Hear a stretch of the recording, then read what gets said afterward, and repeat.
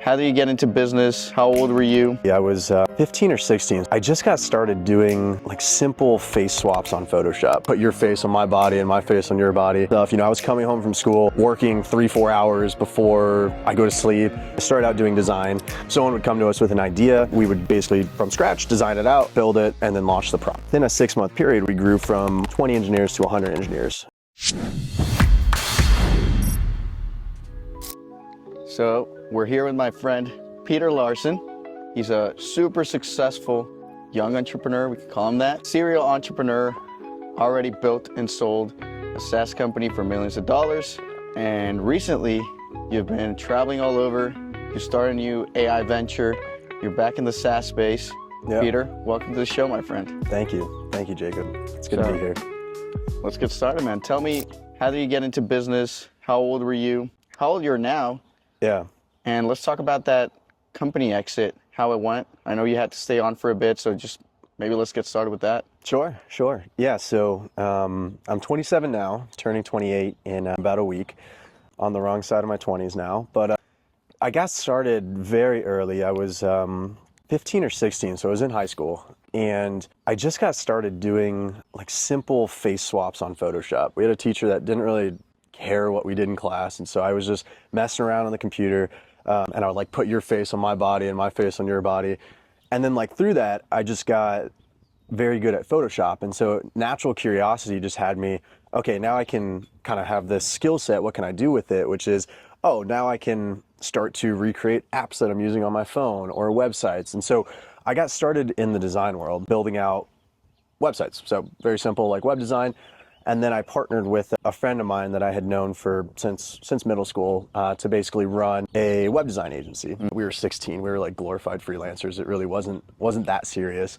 We got a few projects here and there. Were you guys on Upwork or any of these sites? All of them, yeah. Upwork, Reddit, like everything that we could try to get business. And then just like local. I mean, that was still at the time where a lot of companies didn't have websites. A lot of like small businesses. So we even did like cold calling and things like that to try to get leads. So, it was moderately successful. It helped me not get. My parents told me that when I was 16 that I had to get a job that summer, and I joked with them. I said, I'm not a physical laborer, I'm an intellectual worker. And they had a deadline for me that I had to make a certain amount by that time to not go work at, in Iowa, there's not many options. So it's like. So you weren't planning on going to college? No, that was just like a summer job. My parents were just like, you need a summer job. And in Iowa, it's like, you can be a lifeguard, you can work at the grocery store, and that's about it. So they're not very sexy jobs. I was trying to get to be a lifeguard at the time. That was going to be. You look like a lifeguard, man. I would see you as a lifeguard. Look at you with the tan a little bit. Got the thighs out. Yeah. I think my skin would be a lot worse than it is if I was a lifeguard back then. I was probably skin cancer by now. But yeah, so then I started out doing web design development. And super randomly through that, I kind of a side quest that turned out to be pretty impactful was I was on Reddit looking for jobs just for the web design company, and I found this one that said we need reputation management, and I didn't know the slightest about SEO, reputation management, anything like this. So like I was like, hey, I can do this, guys. I get on a phone call with them. An hour before the phone call, I'm just Googling everything about like SEO, all the jargon, all the buzzwords, everything. And I get on a call with them, and I guess I learned enough in that like 1 hour for them to bring me on. But I said, if I don't, so basically it was this guy, he was a pretty prominent business figure out in San Diego, and he had all these articles on Google that were relatively negative, but he was in the news a lot at the time. He was outspoken. There's at the time in Iraq, there was a genocide happening amongst the Chaldeans, which are Christian Iraqis.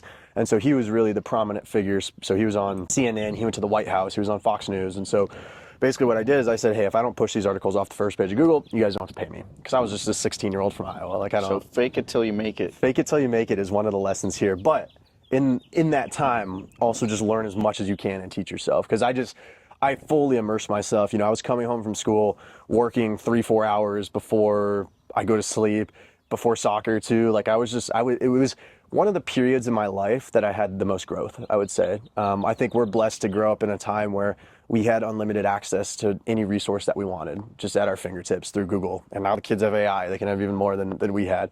But I think that's the beautiful thing is just, if you're driven and you have certain things that you want to learn, and you have that drive, you can just go out and learn anything. And I think that's really what you should be doing in those younger years, is just being a sponge and absorbing as much as you possibly can. I mean, I think you did a similar thing with real estate too. You just got into an industry that interested you and just learned everything that you could.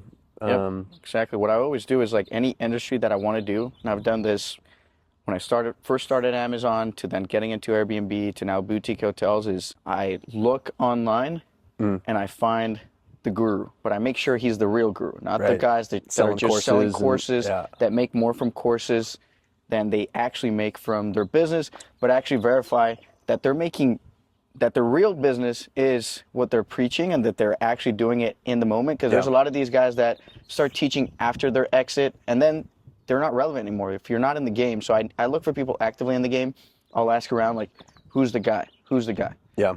And when I first started, I didn't have a lot of money, so I would pay for cheaper courses, just trying to scale. But now that I do, after the exits, I'll pay 20, 30, 40, 50K for mentorship from like the real guys. And I just did this for boutique hotels. Yeah. But it allows me to collapse the amount of time that it's going to take me to figure out a new industry into a couple months, because you have access to these people. So I love that, dude. And today you don't really need anything other than the internet. A lot of the stuff's on YouTube pretty much for free. And then from there you can pay courses for like $500 or $1,000 and specialize in some knowledge or skill. So I love that, dude. So what was that, the actual company that you built that you sold, was it related to SEO and these services, or was it something different? No, so that was different. So that was how I got started in high school. So I was always around, I started out doing design, and then, natural curiosity made me, once I designed something, I was like, okay, how can we actually go build it now, right? So we started out doing really basic website design, and then we moved more into apps and web apps and more functionality on top of that. So someone would come to us with an idea, and we would basically, from scratch, design it out, build it, and then launch the product. But you were not a developer. I was not a developer myself. Do you have any technical background, or you're part of it? No, just design and then product management. But I think the beauty of design and why it was very helpful for me is design is a universal language, because once you design something, anybody can understand what you're looking to build, basically. So you can communicate any idea that you want to build out in a product through design. So then the developers basically had the exact roadmap for what they needed to build, because everything was just designed out and packaged up. Two questions there. How were you where was your dev team? How did you find your dev team? And then how were you actually checking the code to make sure that what was being charged? Because that's a problem we had. We started, I think I told you about, we did a software for almost a year. Our dev team was in Pakistan, lots of lessons, but overall the hardest part about this is project management, keeping them on track. They'll give you a deadline. It's like 2 months. They miss that deadline. 2 months turn into 3 turn into 6, and every month you're burning 5 to 10K in dev fees, paying these developers, and it just keeps expanding. So what was the secret? What do you think? Because for me, I want to go back into development unless I have a technical partner. So how do you guys overcome that? And were you just lucky that you had a good dev team, or do you think you did something different that I missed during my time doing developments? Yeah, so when I had my first company, my co-founder was technical, so that helped a lot. He didn't do the development himself, but he could vet the developers. So he could actually vet. Exactly. So you need one guy at least. You just need one guy, and there's ways around that. So he was half Vietnamese as well, so that's why I ended up moving to Vietnam with him to open up a development office in Ho Chi Minh City, Vietnam. And once I did that, I ended up leaving that company and starting a new one that did something very similar. And in that one, I did it all by myself, so I didn't have any technical co-founder. But one of the strategies that I've used is looking at other companies that have a very high bar for technical talent, right? I'm not gonna say poaching, but it's similar methodology to, if you're saying this company has a 5-step interview process with a technical challenge, with a code review, with in-person or a virtual technical interview as well, you have a pretty high degree of certainty that all the engineers that make it through that vetting process are going to be at a pretty high level, right? And so that's, when I started my second company, that's what we did to get started, is basically we looked at all of the best companies and we said, okay, who at these companies should be the people that we hire? Because we know that they're going to hire the best talent. And so therefore, we're just gonna contact And them. how are you finding them? And how do you saw the company? How on earth do you know who their devs are? And then how do you actually contact these people? Just LinkedIn. So basically, we would go on the company's LinkedIn pages. You click into their employees. You can see a list of all their employees that are on LinkedIn. And then you just message them. And I usually kept it very open-ended. I would just say, hey, love what you're doing at XYZ company. Would love to see if there's a way to collaborate. That's it. That was my message. And I would probably have like a 75% hit rate on that. Wow. And then from there, just schedule a call. Because that was the other challenge, especially in Vietnam, and then what we ended up doing in LATAM was English ability. Because basically everybody was working and interfacing with the clients, and so we needed everybody to have very good spoken English. So in the beginning, I was personally vetting everybody. Okay. I would jump on a call with them, get to know them, vet them, understand a little bit more of their background, and then ultimately, if it works, hire them. And yeah, so we started, my second company, we started out with a team in Vietnam. We had about 15, 20 engineers there. Which one was the one you exited? That was Devbase. So this is the second company? Exactly. Yep. Okay. So Devbase was the second company, and we started out similar. I knew the world of Vietnam, so it was very easy to hire engineers in Vietnam. And I'd come back to the U.S. and we had a good amount of clients, but everyone was saying, hey, I would love to work with these engineers more closely on our team. But the time zone is killing us. The 12 hours, we just can't integrate them into our team. We can't I can't do 8 p.m. calls every single week with these guys. And so at that point, that's when something clicked, where we started hiring talent in Latin America.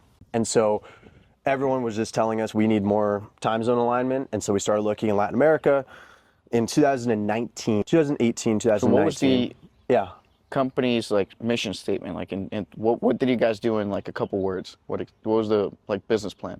Yeah, so essentially Devbase just provided engineers to fast-growing companies here in the U.S. So we connected them with remote talent all throughout the world, primarily focused in Latin America, to help augment their existing development teams. Did you say it was like a recruiting agency? Yeah. Yeah, Okay. we had a platform behind it, and essentially we would just find and vet talent, and then we would hire them full-time and then contract them out to these companies. Okay, so they would pay you directly, and you would make a spread. It wasn't like a sourcing fee. No, they were your employees. Exactly. We ended up getting into some recruiting, but it was all staffing fee. They were all our employees. Okay. Yeah. So how many people did you end up hiring in total? And then maybe let's talk about from day one till your exit. Yeah. How long was that? Let's talk about scaling challenges, and then how did you guys actually get an exit? The multiple. Let's get into the meat. Yeah. So we started the company in 2009, and we were doing okay. We had about 20 engineers through 2020. And what really helped us and catalyzed our growth was COVID, because we were hiring remote labor and remote talent. And once COVID happened, all these startup companies were much more open to hiring remote talent because everybody was remote. It didn't matter where. It really democratized the talent ecosystem in a way that benefited us. So we did two things that really helped us. One, COVID helped us a lot. It didn't help a lot of companies, but it helped us. And one thing that we did as well is at that time, we had also wanted to invest in companies. We created a company and a venture fund called Cantor Ventures. We did all personal capital. But what we did is we essentially said, okay, let's say you have a startup company, right? And you're raising $1 million to go to your tech build over the next year. 80% of that's going to go to tech, probably another 20% to marketing and other expenses and whatever else it might be. So what we said is, okay, 80% of your raise is going to go to tech. So what we can do is you're gonna use us for your technical talent.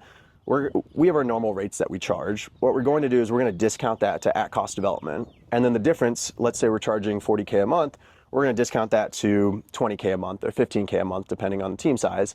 And then the difference between what we would charge and what we did charge goes into equity in the company. So you guys were building equity in all of these? Exactly. So what happened with that? And when you exited, did the company that acquired you acquired the equity in all these companies? That was a separate deal. So we maintained them as separate entities on purpose. Wow. So you guys are still owners of all these? Yeah, we have. How many? We did about 16 deals in a period of a year and a half, 2 years. As a typical venture portfolio, some of those, I would say 5 or 6 have failed. Of the 16, 2 or 3 have gone on to raise Series A, Series B financing. One is hopefully exiting within the next year, which we've accrued a substantial amount of equity we had that deal we still have that deal today, so about 4 years. And one company got acquired, one went public on the Canadian Stock Exchange. So it was just like, That's genius. So you're still getting paydays into the future. yeah. And so basically we ate into our margins significantly, but what we did is we still made a little bit of cash flow. So Devbase still had about, we would typically shoot for 50, 60% margins on our talent. We decreased that to like 20, 30%, but it helped us. So within a 6-month period, we grew from, once we started this candor model, we grew from 20 engineers to 100 engineers in about 6 months. Because you guys were cheaper than than your competition, and yep. these new startups would rather give up a little bit of equity because it was just less risk for them, and their equity wasn't as valuable.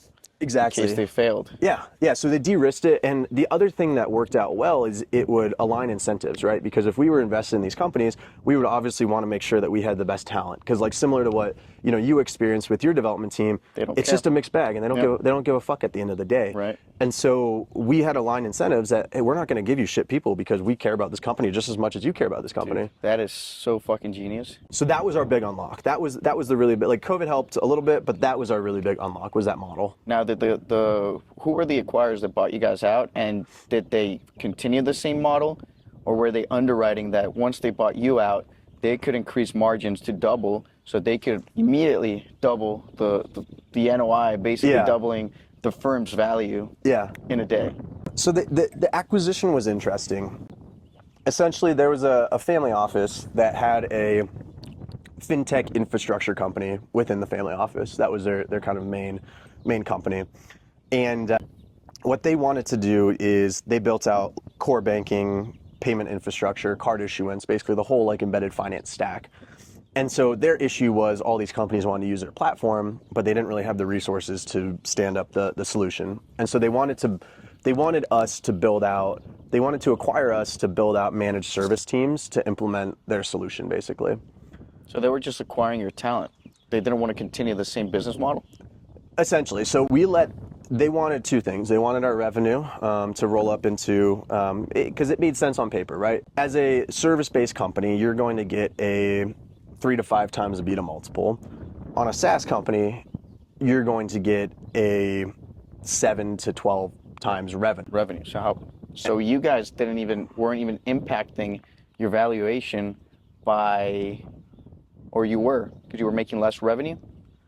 So essentially you had less we margins. rolled equity because as a service-based business, your exit opportunities are much less than as like a proper pure software-based company. So you weren't valued on the 9x. What was your multiple and what was your revenue up to that point? So how much did you guys exit for? At that time, we were about 6.5 million in revenue with about $1 million of EBITDA. But they're looking at the revenue? They're looking at EBITDA. Okay. And so we sold for about in the range of 4 to 5 times EBITDA. Okay. So probably closer to the range that e-commerce companies were trading for back right after COVID. It was like a 3 to 5x multiple. Yeah. And what we did is we rolled a decent amount of equity because it made sense. Because again, the company that acquired us is going to get a much higher multiple than we're going to get, right?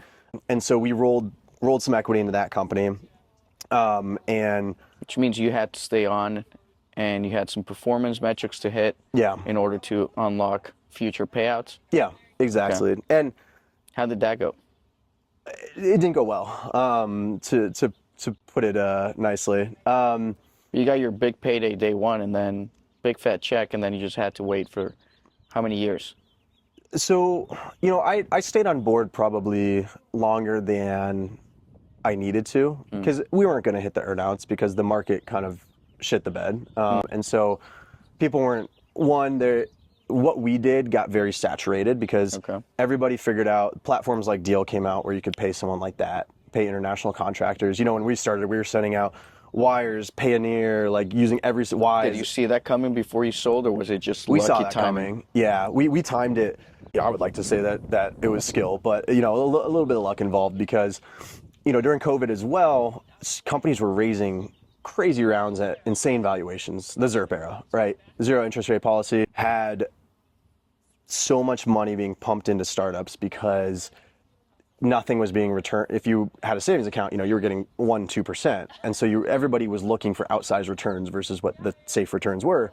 And so a lot of money poured into venture, and that pumped up the startup ecosystem and ended up, pumping us up as well because we service the startup ecosystem.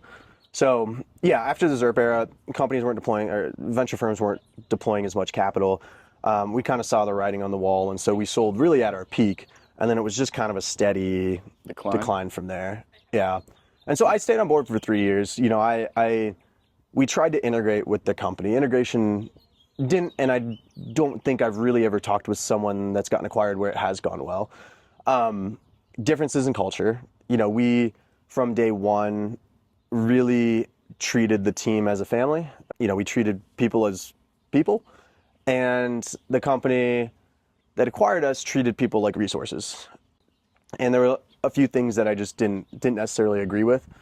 And so I went to bat for the team a lot. And at some point they were just like, this is exhausting. Like, get out. Not get out, but they said, hey, Devbase's revenues look good. Just kind of go off on your own little island. When we want you, we'll tap you on the shoulder and, get some resources and stand up a team. So basically, my business partner got much more involved in the parent company and everything else. And then I really just ran Devbase for the last 3 years, which was, it was good. It was tough, in a personal sense, because I lost, and a lot of people do after acquisition. You lose a lot of purpose, right? This is your baby. This is your lifeblood. This is what you've been spending the last 3 years of your life building, and now it's not yours. And that's a really weird feeling, and something you kind of have to come to terms with. And you're now a millionaire as well. So how did you're battling both? Like, maybe let's talk about that. Like, how did it feel when that check first hit, and like, did you feel any different, or was it just normal? Like, were you anticipating it? How was that experience of like, yeah, this is real. Like, the money's in my bank account now. Like, I can pretty much do whatever I want. Yeah. It's obviously a good feeling. But at the same time, luckily I was raised in the Midwest, like very Midwestern values. And so that kind of shaped my views of money and kind of the scarcity of money. And so I'm still a big value person. Like, I don't know if I'll buy anything that's not on sale. Like, I still love to get a good deal. Caro, my girlfriend, makes fun of me all the time because I love a good deal, and I'm so mad when I'm not getting it. I feel like I'm getting ripped off. Even to this day, like, I could have $1 billion and I'm just still a value guy. But yeah, it enables a lot of fun things, right? Like, you can go on more trips, you can eat at nicer restaurants. I think LA is probably one of the most dangerous places to be. We experienced that when was it? A couple nights ago. Just went for an easy dinner. Yeah. It's what, like $200? Yeah, it ends up being like, for basically nothing. No, you have a normal meal. Yeah. It's like, $100, $150 per person. Yeah. You end up having a cocktail or two, and you're at like $200 a person. It's just, It's insane. Yeah, I wasted a lot of money, as one does. But I lived a good lifestyle. I don't think I wasn't going crazy too. I didn't have like a Lamborghini or anything. I drove a Tesla Model 3 for the last 2 years. But yeah, I think one of the things that it allows you, which is the most important thing, is freedom and freedom of choice, right?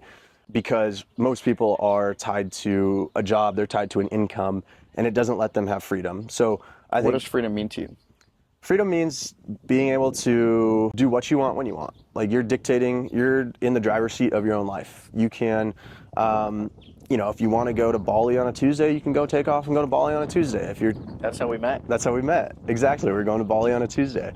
And I think that's the thing that I've learned matters most, because even when I had the money but I was staying on at Devbase, I still felt trapped to an extent. So I left about 4 months ago, and that's probably been the most free, because I had intellectual exploration. I could go learn new things. I didn't feel like I was kind of in this box that I was stuck in this like old world, right? Which was the Devbase life. And so I would say the last probably 4 months I felt the most free, because I've been able to travel when I want, where I want. Don't have to jump on calls. I'm not tied to my computer. You've been everywhere, dude. What was that? You've been everywhere. I've been everywhere. What have been your last 4 or 5 trips in the last 4 months? You've been in the Alps skiing, right? Yeah, Hawaii so Waikiki for the conference. We did a retreat in the French Alps in Val d'Isère. Before that, we're in Mexico City as well. I was in Mexico City, Park City for another retreat. We went to Berlin for the film festival, and then before that was Bangkok, Tokyo, Vietnam. So the first part of this year has been probably a little too much travel. Has me missing home and wanting to be more intentional about the time I spend in LA.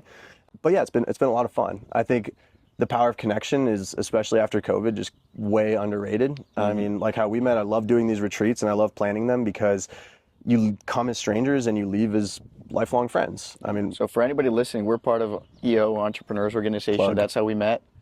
And we do a lot of trips together. So me and you have been on probably like 3-4 trips now. Yeah, Bali, Mexico City.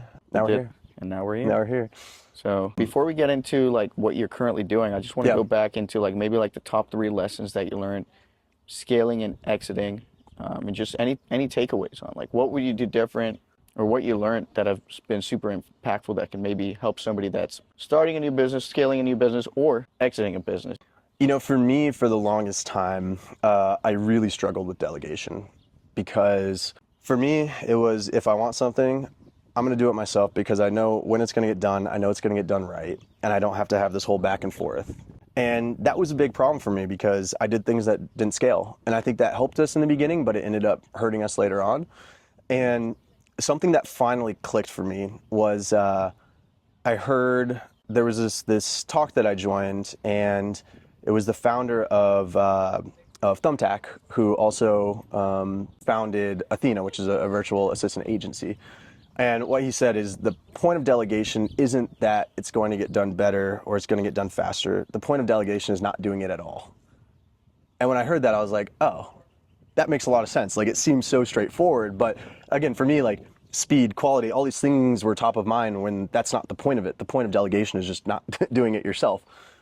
Isn't it the saying, 80% done is a lot better than 100% done by you? So even if things are not perfect, they didn't get done by you, and at least it's done. Yeah, or Maybe you can not. put the 20% effort in to take it across the finish line. So yeah, that was something, that was probably one of my biggest lessons. That was a big unlock for me personally. So now, yeah. How can you not delegate when you were building a recruiting company like that?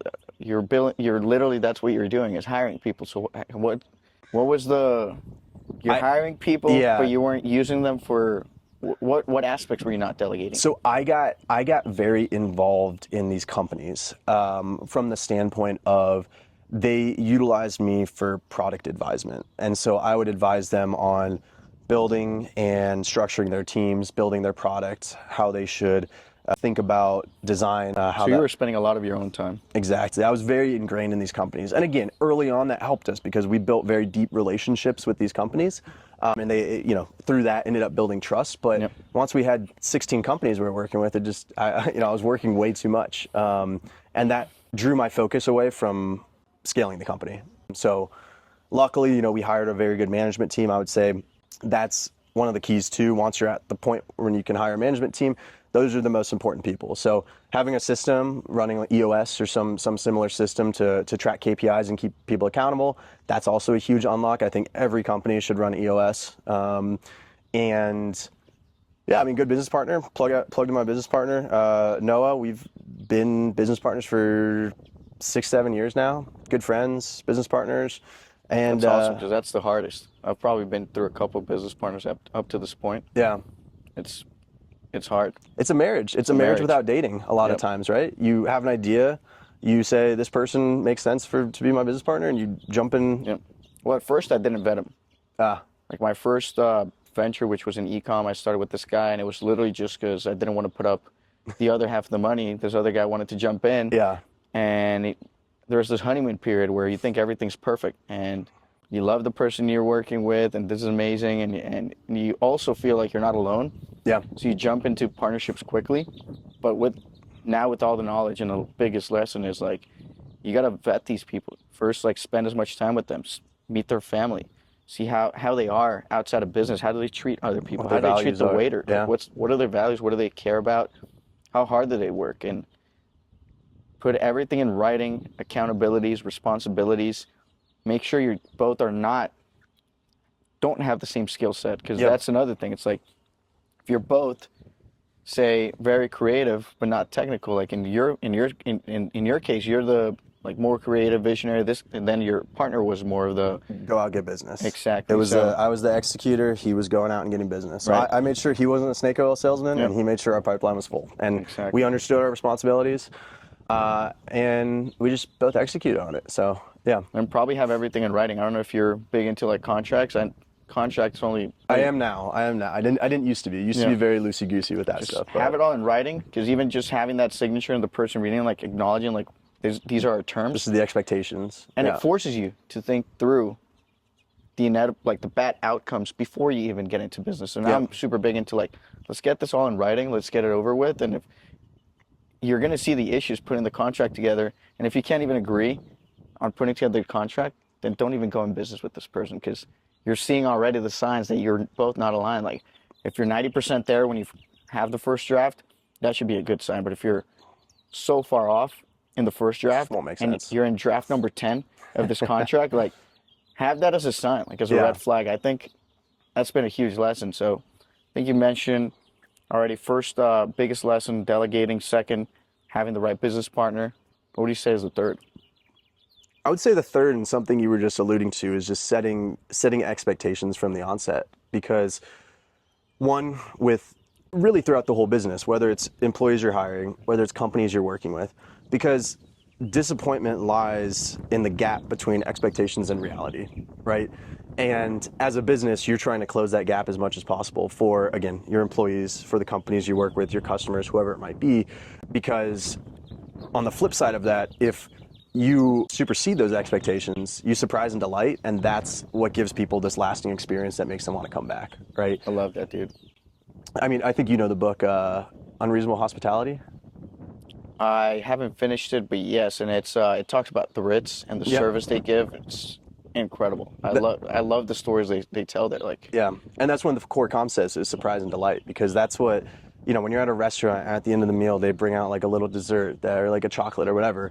It feels good. Like you want to go back to that restaurant. Or if it's a hotel, like or they learn your name. Or they learn your name. Simple as your name, and then your preference. Like they know you like hot tea after your meal, and like just bringing it without having to ask. It's just small details that make you fall in love with a product or a service or a company. You know? Yeah, exactly. I love that, dude. And I just want to, before we close off these lessons, I want to reiterate that huge value add that you gave on how to find the best talent. It's like the companies that have the best systems, that have more resources, that have huge hiring funnels, and have the expertise in giant companies. That's a great opportunity to go on their LinkedIn and find their talent and reach out to them. You never know who you can get. Yeah, you just have to be careful. We got in trouble one time. Just don't message like 10 people at once, or that'll get back to their HR, and then they'll come at you. But is that not? Are you not allowed to do that? Well, what's the law against? In our case, we hired people as contractors, and we didn't have entities in these countries, because we would have had to have an entity in Argentina, Colombia, Peru, Ecuador, and so they understood our setup. And in some countries, like Colombia, for instance, they're very strict about employment law, and so we got a cease and desist letter from a company basically saying you're poaching all his team. If you take one more person, we're going to report you to the Colombian authorities. And you know, I like Colombia. I want to go back, and so I don't really want to get arrested when I land at the airport. I'll go save you, dude. I'll pick you up from jail, man. You and Adolfo will come get me. But yeah, so anyways, you have to be a little careful about it. But got it. Yeah. Okay. Transitioning into what you're doing now, let's talk about what you're building. And I know you're building some stuff with AI, so maybe let's talk about that for a second. And I also want to touch on kind of like the mindset aspect that you've held throughout these years, that you just keep pushing and scaling, and like, how are you able to like maintain this mindset for growth? And is there specific stuff that you do or routines that you have that have helped you in your day-to-day, or like, are you a big meditation guy, or is there anything that you do or routines that you have that have helped you just keep growing and developing all this stuff, you know? I'll touch on that one first, because it kind of segues into what I'm doing now. But the truth is that I lost that drive, and I lost that for a while after the acquisition. And one of the biggest things for me is to just constantly be learning. And one thing that I didn't... Tyson. Exactly. And one thing that I didn't have at Devbase was it became a job, right? Like I'd been doing it for so long, especially after the acquisition, like you lose your drive to innovate, grow the company, do all these different things. And so I was just kind of going through the motions, and I was lost for a bit because I didn't feel like I was growing as a person. I didn't feel like I was growing intellectually. And luckily at that time, that's when I joined EO. And so I shifted from business side learning and growth to more personal growth, which was a journey in and of itself. But And you became the EO under 35 president. Which saved me. You know, I was lost. My first forum, I cried because I was just like, I'm so, everybody used to look at me and say like, you're just this young, driven, hungry person. And I had a company that I was product advising since their inception.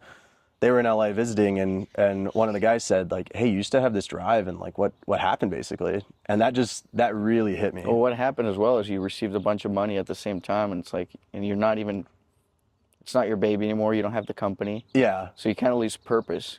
100%. And I made it my purpose to get very invested in personal relationships. And so over those next year and a half, 2 years, I've built some of the best relationships in my entire life, like going on these retreats and building this connection. And so I shifted a little bit from more intellectual growth to, well, you know, it is also intellectual growth, like connecting with people, connecting with you. Like we talk about very interesting things, but more on the personal and interpersonal side. And so then so I left Devbase about 4 months ago, and I really just had that, I wanted to start something new, and I knew I couldn't have 1 foot in here and 1 foot in something new. So I just had to clean exit Devbase, which I did. And then I just dove into AI for the last 2 or 3 months because I was going on Twitter, and every single week there was a new groundbreaking change, a new model. DeepSeek would come out, Manus would come out, something huge would happen. And for the first time in my career, and I've been in tech and I think I'm pretty smart, I felt like a boomer. I was just like, this stuff is moving so quickly. I think anybody can really keep up with the amount of stuff that's going on right now. Yeah, it's hard to keep up with, but so I took about a month or 2 months to just dive into the AI space and just understand at its core fundamentals, like what's going on. Because what were you doing? YouTube? Yeah, a lot of YouTube, a lot of podcasts. There's this guy, what's his name? He makes a lot of AI videos on like all the tools. He does like weekly updates and like weekly news. There's one really good, like the AI Daily Brief is a really good podcast. And yeah, a lot of Twitter threads. I think just testing stuff yourself, playing around with stuff. Yeah. I think Twitter is probably nowadays one of the best sources for information. So out of the stuff you've seen, like what are the top 3 coolest tools or useful tools that maybe are a little dark? Like I don't want to hear ChatGPT, we all know that, but maybe stuff that like you're like, this is so cool and like this could really change a business, or this is so useful for my personal life. Maybe a AI assistant, I don't know. Like what cool stuff have you found throughout this journey? I think some of the tools coming out like Lovable, Bolt, Replit, where essentially you can just prompt your way to a fully functioning application, I think those are really interesting.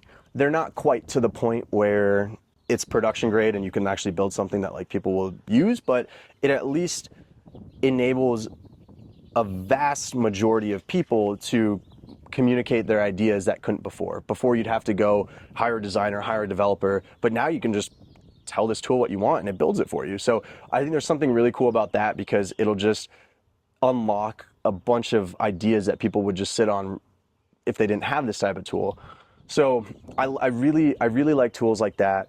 The direction I think everything is heading in is verticalized AI tools, because right now, you know, you could prompt your way to ChatGPT, but you have to provide all of the context, because with any AI model, the most important thing is context, because without context, it can't give you the most relevant, best answers, because it's trained on this whole data set and you want it to be trained on this specific data set for your company. So, you know, you could prompt your way through ChatGPT, Claude, whatever it might be, but all these specialized tools have, one, a custom interface, and two, have all that pre-training. So all of that prompting has been done for you. And so, you know, you're seeing a lot come out in the ad tech space and in the marketing space. I think that's one that is the earliest adopter because it proves a very easy ROI, right? Where now you can even, just with ChatGPT, you can upload an image and get an ad created. Just through an image. Say, I want one that looks like this, upload a sample, and then it'll generate that for you. Or you could basically take now there's video creation models where you could take like just a still image of someone with a product, and it can animate that for you and turn it into like a product demo basically. So I think in the ad space, that's probably where, at least in the next like 3 to 6 months, the most value is going to be, because right now, that's all graphic designers, that's all pretty low level type of stuff. But then, ultimately, like, these tools can create ads, they can go out, run the ads, they can do A/B tests on the ads, they can give you the best performing ad, and do all of that autonomously by having multiple agents work together. So again, I think that's probably the... Are you using anything with agents? I've looked at, what is it? Popular one. So Innate is basically a Zapier that has a lot of agentic workflow built into it. You can build more powerful stuff than like a Zapier.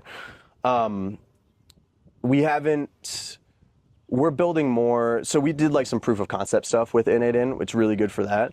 And it's also good for personal. I mean, you can create like your own agent or your own bot to read your emails, give you a summary every morning. Another tool that's really cool is called Lindy. It's kind of easier to use Innate, but one of the most popular workflows there is it can read your calendar, take the email of the person you're going to meet with, go find their LinkedIn, any research on them, and say, 15 minutes before your meeting, here's who you're meeting with, here's what they do, here's how it aligns with your product, and here's what the relevant things you should talk about. And where are you seeing that info? Like, where's that popping up in? Mostly just Twitter, and then some other groups that I'm in. I'm in this group called Hampton, which is similar. I'm talking about like, okay. Before you say that, like, where's Lindy reporting that information? Like, is it pushing it back to your calendar? It can push it on Slack. It could push it on email. WhatsApp. Yep, whatever you want. Oh, that's awesome. Yeah. What were you gonna say about you're part of the Hampton? Like, what other groups are you part of? Just Hampton and EO, which both, they have their unique value. I think Hampton's good. It's digital first, so everything's on Slack. There's a lot more younger, tech-focused businesses, whereas EO tends to skew. I mean, average age within EO is 45. How much you're paying a year for Hampton? $8,000, and then EO is whatever it is, 4, 5, 6, depending on the chapter. Worth every penny, huh?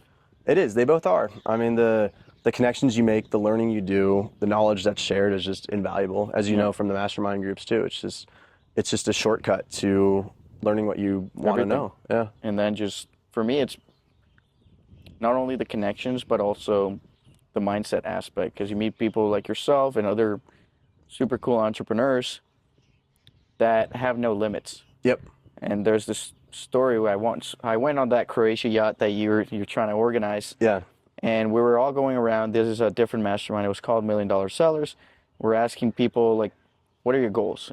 And at that point, I think my goal was like not high enough for what it could have been. And just hearing everybody else was like, oh, we're doing our pilot license. We're going to buy a private jet and fly around the world. I'm like, dude, this guy's like 3 or 4 years older than me. He's not any different from me. Why can't I set bigger goals, and why can't I think bigger? And if you stay with your circle or your friends group that the ones you grew up with, you might be the biggest person. You don't want to ever feel like you're the biggest in the pond. Like, you want to be a small fish. It caps out, right? And you want to be around people that just push you and motivate you, and then change those limitations and push the boundaries. So for me, it's been a lot about that, but also great conversations, great connections. Yep. And then people all around the world that will just like bring you in like family. So I do see a huge value in networking and just spending as much as you can on your personal growth and your connections. Yeah. And even getting started, like EO has the accelerator program. There's so many programs that even if you're not at that stage, you can still get involved to set yourself up for success, because you're in the same rooms with these people that have already, made it to so to say, and had successful businesses. So yeah, anything you can do to get involved in these organizations, I would 100% recommend. It's been life-changing. Dude. So before we close out the conversation on what you're currently doing, I think you didn't mention what it is you're developing nowadays, and it's focused on AI, right? So what exactly are you building? Yeah, so essentially, we're building out an AI startup studio to build and launch different AI concepts. And sort of our thesis, or at least where we're starting with, is AI has been adopted in certain industries like SDRs, sales development representatives, marketing, the low-hanging fruit industries. But there's industries that are slower on the adoption curve, untapped. And so We're building out 2 products right now. One is a AI voice agent for field sales reps. So field sales reps are going around physically meeting at location to try to get sales. Think about like an alcohol distributor, they're selling wooden pallets, whatever it might be. And the difficulty there is at the end of their day, they have to remember all these conversations they had and upload all of that information to the CRM. And so basically what we're building is an AI voice agent. And a lot of them won't just even won't do it. They won't do it, or I'll remember. It's just terrible information. Yep. They'd be like, I met with this person, it was a good meeting. And you're just like, what does that mean? That gives me no data from a sales leader perspective. So basically they can call this AI agent or interact with our app, and it'll prompt them, and after every meeting it can call them and say, hey, what'd you talk about? And walk them through even things that probably they wouldn't think about. Yep. And so as a sales leader, you can say, here's all the important data points that we want to collect. Make sure you collect these. AI agent will do all of that in the conversation. And then ultimately upload all that data to the CRM. Would it be illegal to just be recording the conversation? In some states. So California, for instance, is a 2-party consent state, which means both sides have to consent to be recorded. So, with that, you would just have to say, hey, I'm recording this. Opt in or opt out. But on the flip side, this agent, they can just call after their meeting. So once they meet with someone, they can just say, hey, I had this meeting. While they're driving back or to the While they're next driving meeting. to their next meeting, walking to their next meeting. That's one that we're building. And then the second one is an AI note taker for lawyers. So Okay. I'm sure you're familiar with like Otter, Firefly. You probably see them in all the calls. They're so annoying. They just join the Then meeting. you get like 30 emails. And then you get the email afterward with a summary that you don't even want to really talk to this person anyways, and then it gives you the summary. But lawyers right now lawyers are inherently some of the most distrustful people that exist. And so because of that, they don't use any of these tools for data privacy, data security concerns, because all of the note takers right now are very generalized. And so what we're going to build is just the most secure note taker specifically for lawyers that also has an agentic workflow on the back end that can do things like draft engagement letters, follow-up emails, things like that. We don't really want to touch like the sensitive privilege type of stuff because when you're dealing with actual case information, like the transcription has to be 100% perfect. If there's any type of error, like that opens the lawyer up to liability. We're going to start with like the client intake process and then just see where that one goes. How are you researching these niche or untapped markets, like you call them? Yeah. What's your process for like, all right, this is cool, let me execute on this, and how are you doing this research? Is there a specific framework, or is it just curiosity and you're just checking everywhere, talking to people? Like, what would you say if you had to dissect this for anybody listening? Could be a framework to find these ideas and then execute on them and actually validate them, right? Because if you're building this and there's no need or nobody wants it, right? I'm sure you have a process for this. You're not just building because you think it's cool. Yeah, I mean, for us, how we came up with the field sales idea was we saw one company get funded in the space for about $1 million seed round, and they've been in the market. So as you were saying, seeing this where? The news, Twitter? Twitter, Twitter, TechCrunch, all those sources. And they're based in Belgium, so a lot of their distribution is done in Europe. And their product was just not good. And there were like 2 other companies that did the same thing, and their product was just really, really bad. So we think that we can beat them from a product perspective. And then our other advantage is, most of these AI companies are hiring engineers for $240,000, $250,000 a year. They might have a few of them. Their burn rate is at least $2-3 million a year. And you're outsourcing and poaching.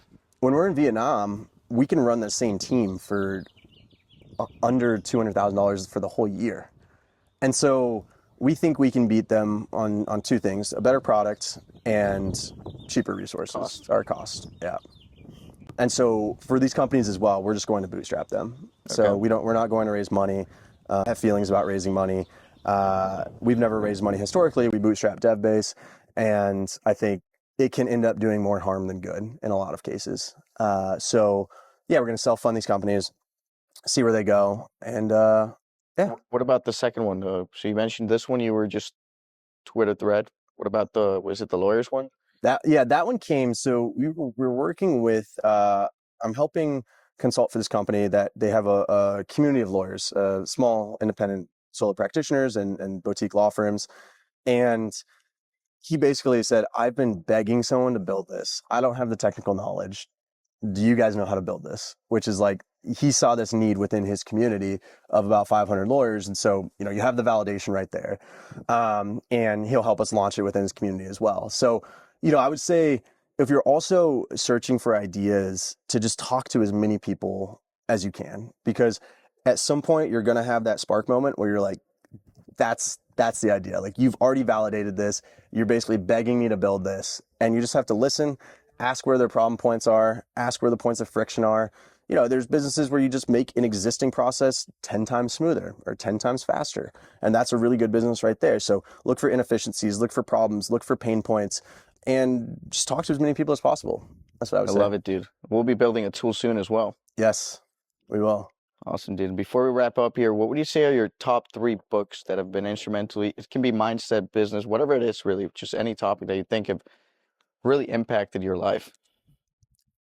I don't think I've read a book in like 10 years. Really? You're not so maybe podcasts I'm not or a big content? reader. Podcasts. So one podcast I love is My First Million. Okay. That's the Hampton Group. That's the Hampton Group. Yeah. So I love that one because a lot of the times they have a really good back and forth where they're just talking about business ideas. So every podcast they'll come up with like 3 or 4 business ideas, give a case for why they work, and just have this really good dialogue back and forth. And so I love that because it just sparks natural curiosity in me. So My First Million, I'll listen to every episode of that. Let's see, on Twitter, I'm trying to think of the people that I follow that have been impactful. I enjoy Scott Galloway too. Who is he? So he's a professor from NYU that teaches a lot in, he had a business that he sold, Red Envelope. He has another business, Section 8 as well. He taught like marketing and basically how you can position yourself within markets as a company. So he consults for Fortune 500s. He has a lot of really interesting things to say about how he breaks down and thinks about companies and their positioning within the market. So he's been a really good one as well. And then, book-wise, Traction, which is how to run EOS. I think, that was probably the last book I read because I needed to. But Traction's a really good book. It just helps you think about your business in a very systematized way with concepts like right people, right seat that really just make you look at your team and be like, is that really the right person in that position? Like, should that? And so I think it just, it really helps you think about your business in a way that leads to a lot of good and tough conversations. Love it, dude. Yeah. Thanks for sharing. So for anybody that might want to connect with you, what's the best way to reach you? It's official Peter Larsen. Official Peter Not Larsen. the fake one. Not the official one. Okay. Yeah. Thanks for all the knowledge, bro. Oh, appreciate you, you. my man. This is good. That was awesome.